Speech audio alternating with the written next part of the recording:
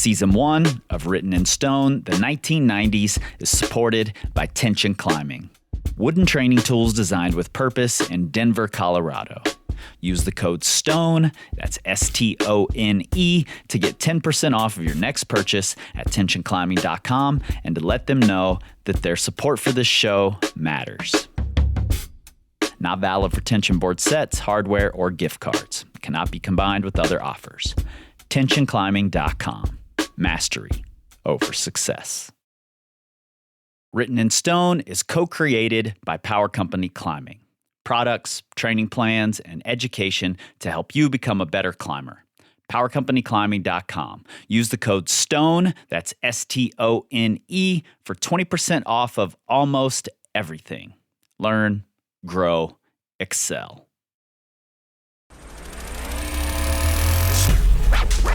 Audio. 1968. Mexico City Olympics. The first thing that should come to mind is certainly John Carlos and Tommy Smith standing on the podium with their gloved fists raised in a show of black power. It was a cry for freedom and for human rights, Smith told Smithsonian Magazine in 2008. We had to be seen because we couldn't be heard. I mean, it would make sense if that's the only thing you know of from the '68 Olympics.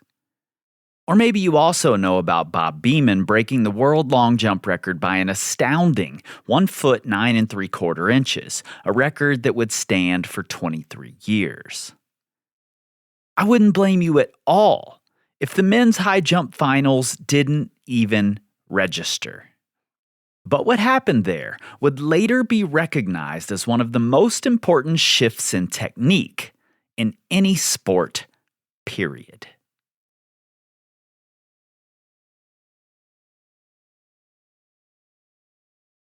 The jumpers are impressive, approaching their launch point parallel to the bar and straddle or scissor kicking well over most of our heads. But then American Dick Fosbury lines up differently than the other jumpers. He isn't coming in parallel. He's running directly at the bar. At a slight angle, sure, but what the hell is he doing? Planting the front foot, which is the wrong foot, Fosbury launches into the air, contorts his body backward, and clears the bar head first, facing the sky. When the results are posted, a new Olympic record, the hushed, confused crowd goes wild. But the old guard, yes, high jumpers have an old guard too, weren't happy. They didn't like change. Their way was the best way, period. A local newspaper called Fosbury the world's laziest high jumper. One journalist called the revolutionary technique an airborne seizure. Head coach of the U.S. Olympic track and field team, Peyton Jordan, said kids imitate champions. If they try to imitate Fosbury, he will wipe out an entire generation of high jumpers because they will all have broken necks. The old guard. They never change. But change doesn't care. It comes anyway. And in the summer of 1995, change made its way to a small town in France. There was a young climber there, 25 years old, who had welcomed change before. And now he was staying at his parents' house, seeking their help in taking care of his wife, who'd fallen while soloing and sustained a spinal cord injury. For the sake of everyone, he'd escape for a few hours a day to work on a project in a nearby limestone cave. Then he'd come back home to what was most important to him, his family. And so change rewarded this young climber, Fred Rouhling, with futuristic moves, 360-degree campus spins, huge dynamic throws, and at a time when most of the world's hardest routes which had just recently bumped into 9A or 14D, were vertical or lightly overhanging affairs, Change offered him a 45-foot horizontal roof, most of it 12 feet from the ground, for him to explore the next level. And because Change knows that it can't go too far or we just won't accept it, this roof would turn an abrupt lip and continue up a head wall that more resembled the climbing of the day. Half boulder problem, half route. Change. But when he finally climbed the boulder route hybrid, dubbing it Akira and skipping the 15A grade altogether and instead proposing the almost absurd sounding grade of 9B or 15B, well, that amount of change was just too much for everyone else, and ultimately would alter Fred Rouhling's life forever, but not for the better. I'm Chris Hampton. You're listening to Written in Stone, climbing's most important ascents. This is Season 1, the 1990s. 1, 2.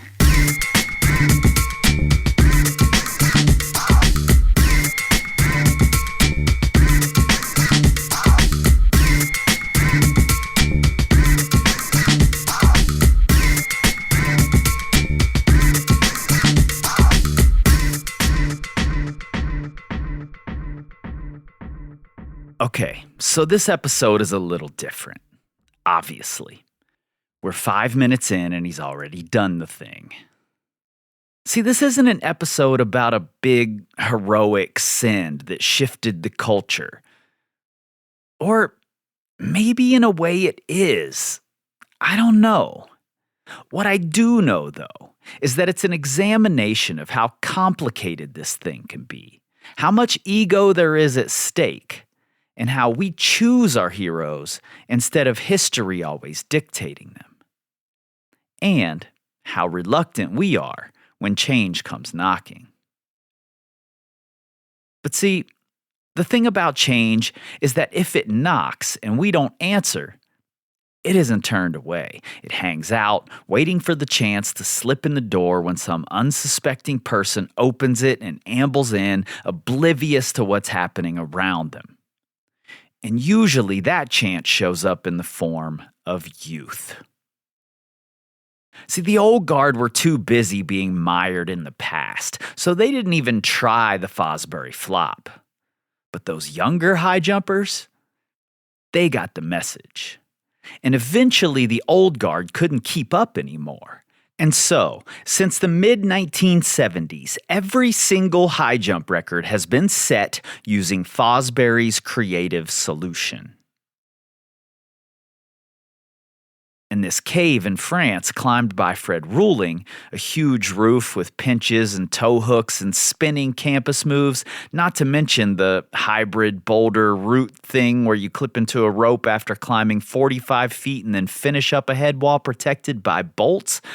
Well, all of that might seem pretty normal now, but in 1995, not normal.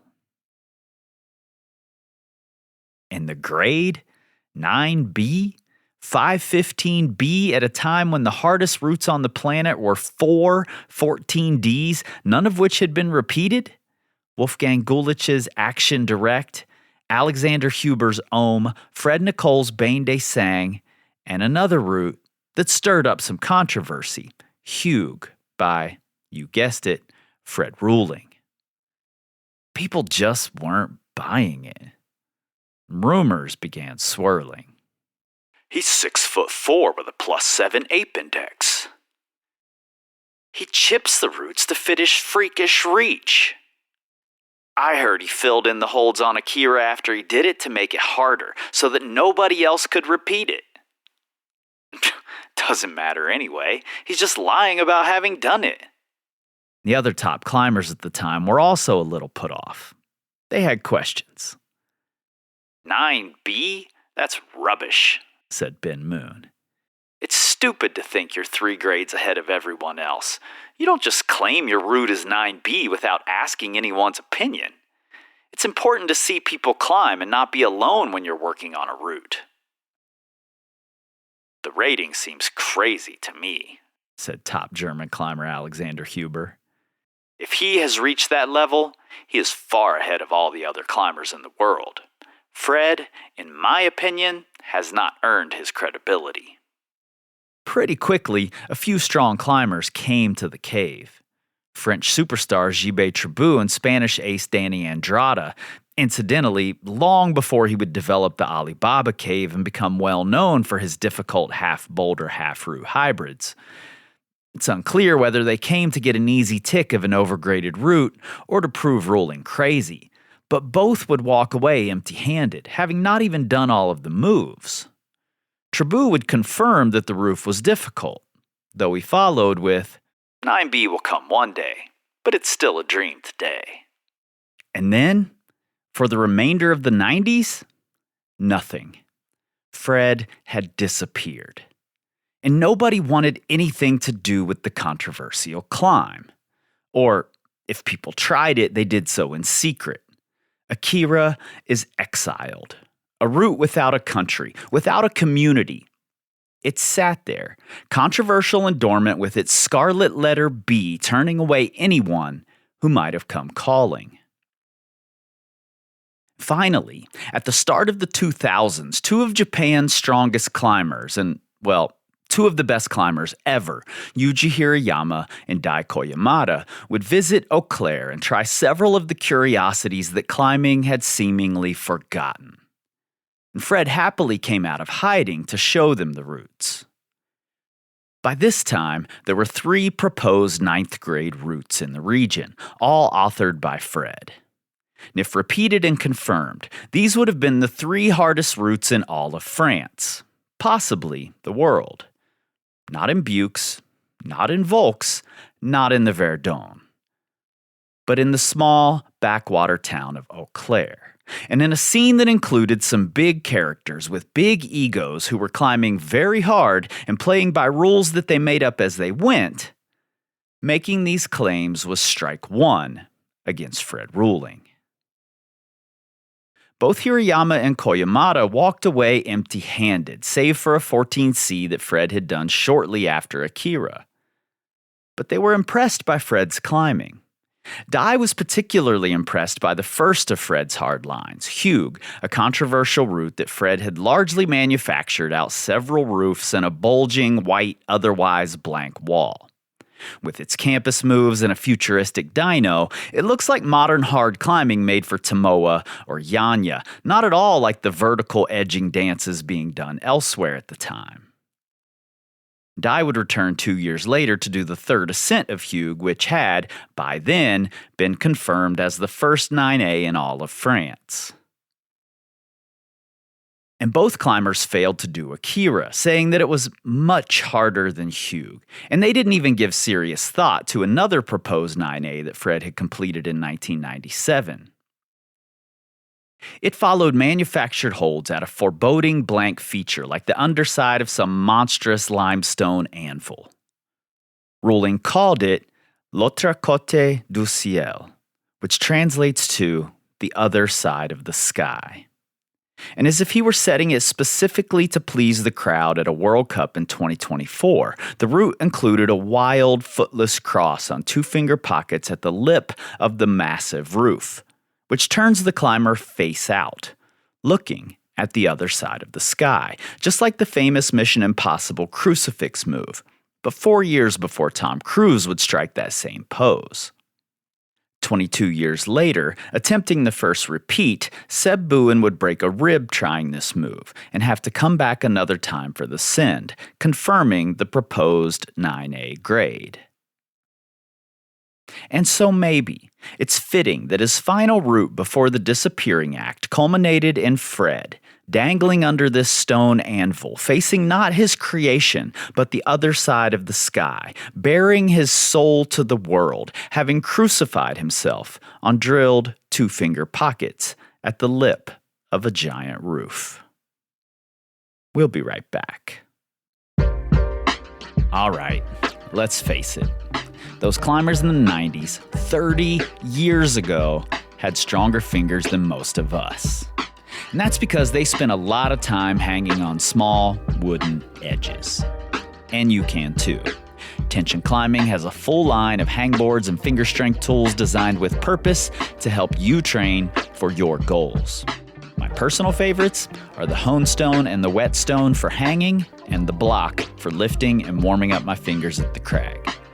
The hone stone and the whetstone cover everything you need in your home setup for people of different levels, one-arm or two-arm training, big edges, small edges, pockets, and slopers. And no matter what you're climbing on at the crag, the block will get you ready. If you go to tensionclimbing.com and use the code STONE at checkout, you'll get 10% off, and you'll also let them know how much you appreciate them supporting this podcast, climbing history, and this community. That's STONE, S-T-O-N-E, all lowercase or all caps if you feel like shouting it out. Doesn't really matter how you do it, just do it.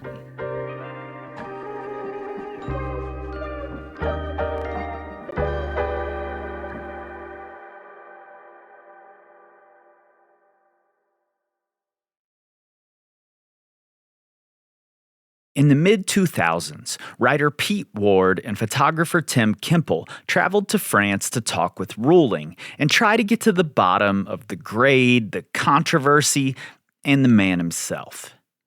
In one of the best investigative articles ever written in a climbing publication, Ward details how they spent several days with Rouhling, interviewing him and shooting photos on his unrepeated test pieces, and came away in full belief that he was capable of climbing the routes in their current states, and in his own current state. When they sat down with legendary climber Alexander Huber, who'd been a vocal detractor of Rouhling's suggested grade, he asked, "Why hasn't he done many other hard routes soon after Akira?" And the answer was fairly simple. Kemple, going to bat for Rouhling, explained to Huber that shortly after the ascent, Fred and wife Celine had 2 children, and then Celine fell ill. She underwent brain surgery, and Fred spent those years taking care of her and the children. So a lack of more hard routes would be because he had his priorities straight. Huber's response? Still, there should be other routes. But the thing is, there were. In fact, as Huber sat there, having left the hardest sport climbing behind for big walls and far-flung places, Rouhling was climbing harder and harder.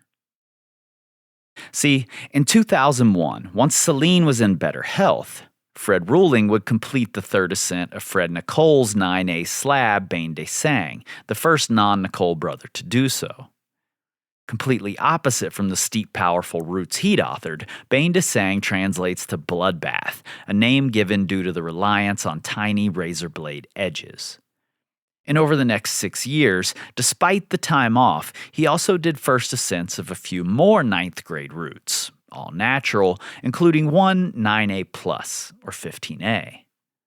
And only one of these routes was downgraded by the second ascensionist, who found a better sequence. But the 15A? It was confirmed. And as if it wasn't enough to be back to top sport climbing levels, at the same time he amassed an impressive tick list of over 100 double-digit boulders, including several V14s and a V15 traverse, many, including the second ascent of a V14, in just 15 minutes in front of witnesses. And that's just what came in the 2000s. If we go in reverse to look at what was before, there was what at the time Rouhling considered his second hardest route, the other side of the sky, and Hugues before that. Not to mention that years earlier he had established a pair of France's first 8Cs, including the first 8C in the Verdon, a 30-move direct start to Jibe Tribout's Les Spécialistes. Seems to me his credibility shouldn't have been in question at all. And one other major thing Huber was missing here was that the route he held above all others as the top standard in the world, in fact, the route almost everyone had sitting up on that throne, Action Direct, was the first from the short list of existing 9As to get repeated, only a few months after Rouhling did Akira, and that repeat came at the hands of a climber nobody really knew of, who hadn't spent considerable time at the top edge of the sport. Yet, somehow, Alexander Adler had done the hardest route in the world. But Alex Huber, not known for his humility, would be a leading doubtful voice on many future occasions. In his 2010 book, The Mountain Within, he questions whether Todd Skinner could have actually climbed the Teflon corner on the Salathe wall, even calling its 13A suggestion a flagrant factual misjudgment that essentially proved Piana and Skinner hadn't actually done the Salathe all free. However, in 1995, shortly after climbing the Salathe himself, he reported that he had also done the pitch and agreed with the 12D rating. So, take from that wild inconsistency whatever you will.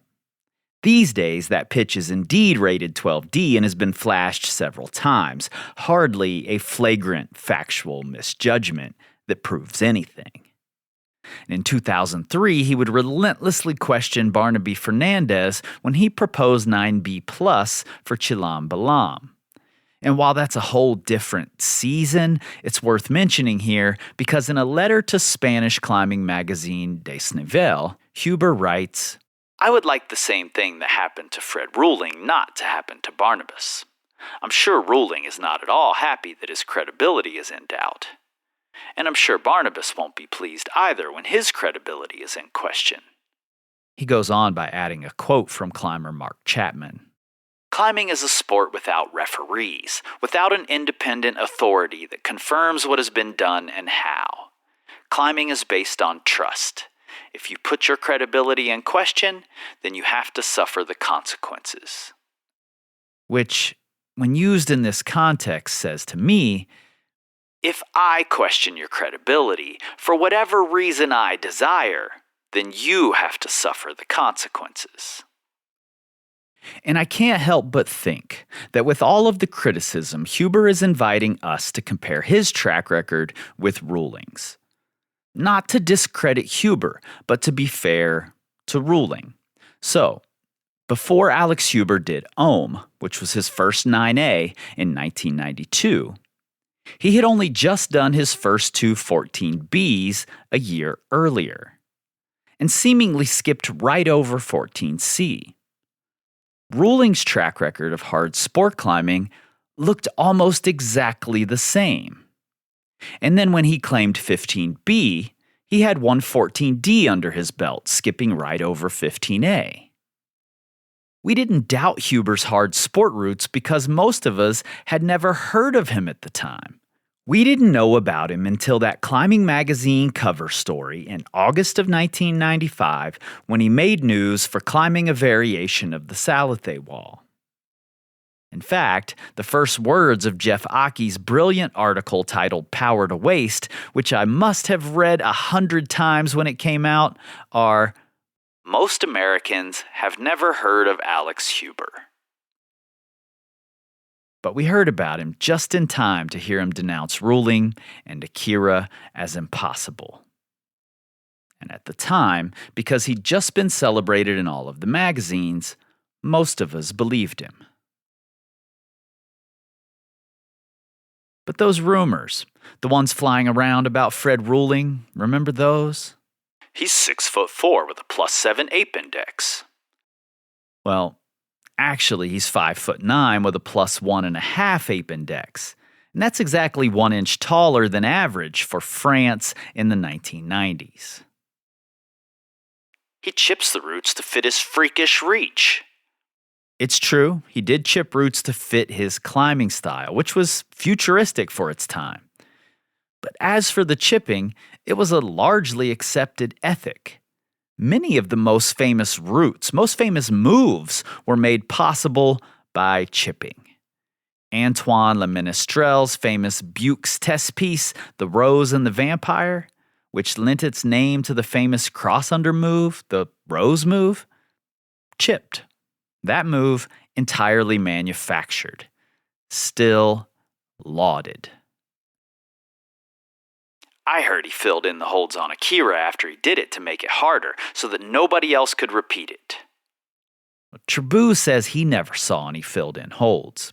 Ward and Kemple searched and found no filled-in holds and only one hold that seemed like it could have been chipped. But it wasn't even a hold Rouhling was using to climb that section right in front of them. In fact, other than glue for reinforcement, there's just no proof of manipulated holds on Akira at all. Doesn't matter anyway, he's just lying about having done it. We may never know the truth, but then we usually don't require proof. Celine, who belayed him, never disputed the claims. The only people who did openly dispute it are people who were absolutely not there, but stood to lose something, some position or title, or it somehow disrespected their hard work on their own ascents. I'm not really sure, to be honest. He climbed on the route with several people after his ascent, including Tribout, who challenged the grade but not the fact that Rouhling could do it.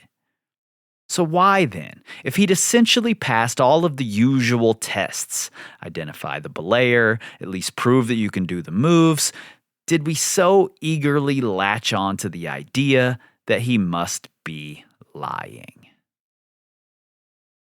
We'll be right back.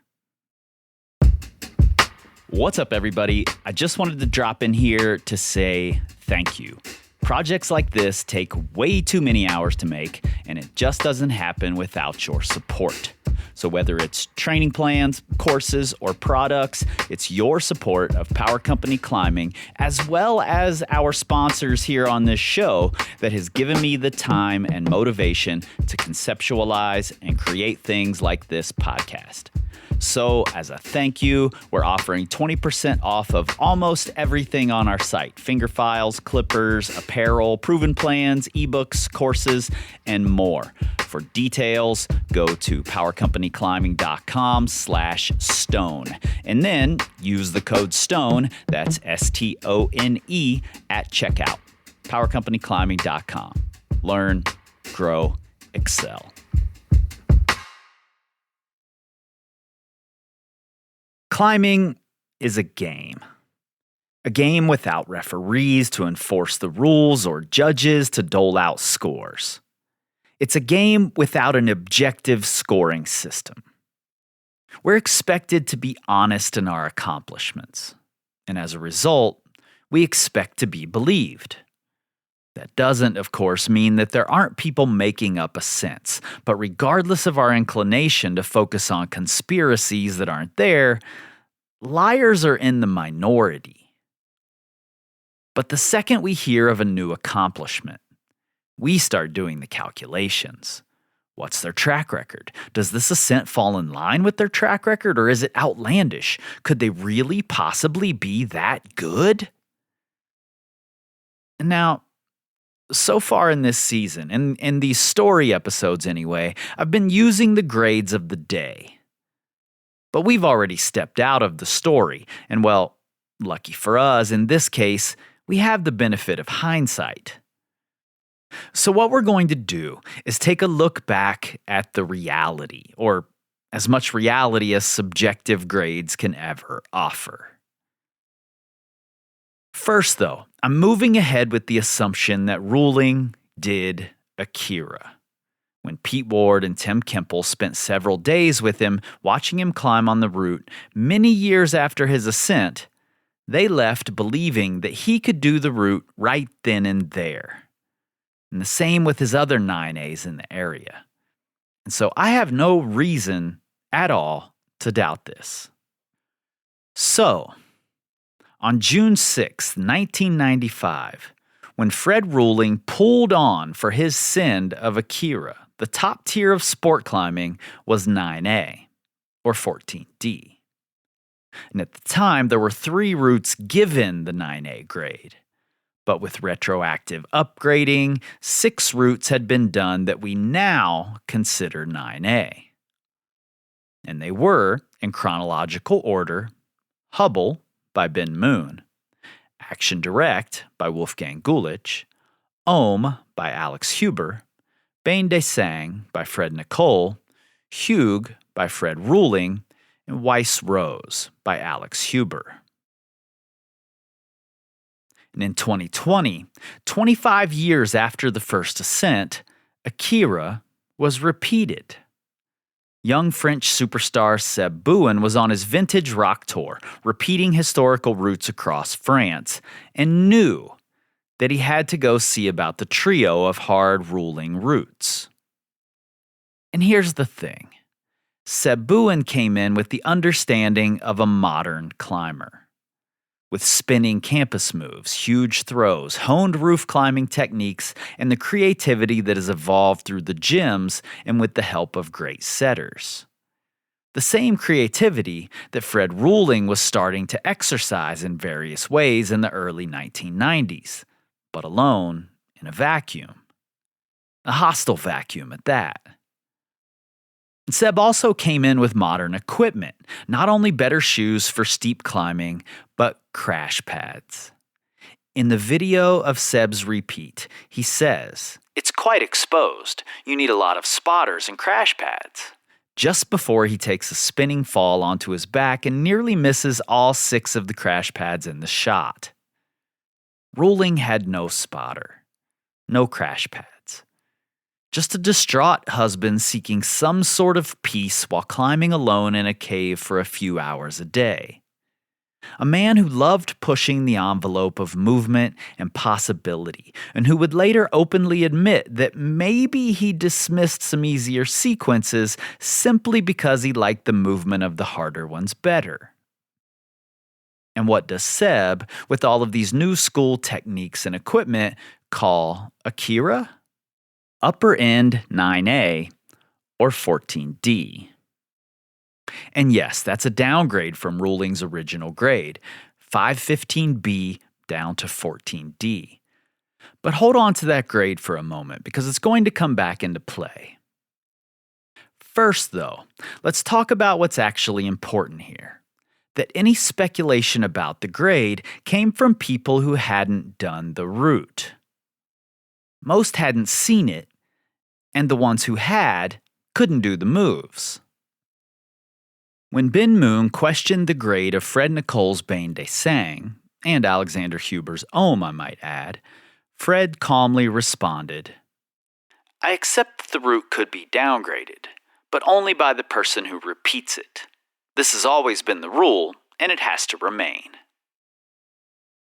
In the same article, a cooler-headed Alex Huber wrote, "The climber who did the first ascent never knows definitely what grade his creation has, so he has to make a suggestion. In my eyes, this suggestion has to be respected until the climb is repeated the first time and then may be graded differently." And so in this retroactive reality that we're dealing in here, essentially following Huber's suggestion, when Rouhling's feet touched the ground that day and he was untying his knot, probably hugging his wife who was on belay, Akira would be the 7th route that we would later recognize as 9A. And at that moment, Fred Rouhling might have been the best climber on the planet. According to the numbers, he was neck and neck with Huber, possibly his biggest detractor, as the only person with 2 9As to their name. 2 years later, Huber, around the same time Rouhling did Other Side of the Sky, would do his 3rd and final 9A, Open Air, which Adamandra would later suggest to be 9A+. Rouhling, however, would climb at least 4 more 9As for a total of 6, not to mention all of those V13 and harder boulders. So in terms of just pure difficulty, I'd have to put my money on Rouhling. And so, history, this thing we so often regard as truth, as fact, is ultimately our own reading of what little we know about what actually happened. complete with our biases and misguided ideas and conceptions. We don't simply record it. We shape it. In this podcast, well, it's no different. And when I read accounts of other top climbers doubting a grade, I get it. Particularly when we consider that the Alex Hubers and the Jibe Tribouts were still kids, in their mid-20s and at the top of the game trying to push this thing forward. When in that position, I'm sure that it's hard to believe that someone could be ahead, especially 2 grades ahead. What I don't get, though, is the resistance to going and repeating the route, proving your theory. Huber, above all, as a theoretical physicist, should understand this. But he stuck to his theory despite the evidence. In a 2008 interview, he said, "It's so obvious that Rouhling never was capable of climbing 9B. The old guard didn't try the Fosbury flop because they couldn't see past their own belief that their way must be the best way. The younger generation just didn't have that same hang-up. It's possible that the dynamic, reckless abandon style ushered in by Chris Sharma in the late 90s and early 2000s could have come a little sooner, delivered via an obscure roof in France that might have felt like, and might have been, the hardest rock climb in the world at the time that it was done. Getting it wrong, particularly something subjective, like a grade, shouldn't be a reason for the climbing community to turn their backs on someone. If we had taken Fred Rouhling at his word, if rather than laugh him out of climbing, the top climbers of the time had done what they did do in so many other cases, travel to the route, climb it or try to climb it, and simply debate the grade instead of the merits of the person, instead of questioning their credibility, then Fred Rouhling might be just as well known as Ben Moon, Alex Huber, and Fred Nicole. Because history now tells us that he was just as good at climbing as they were. Maybe better. Maybe further ahead of his time. 1, 2.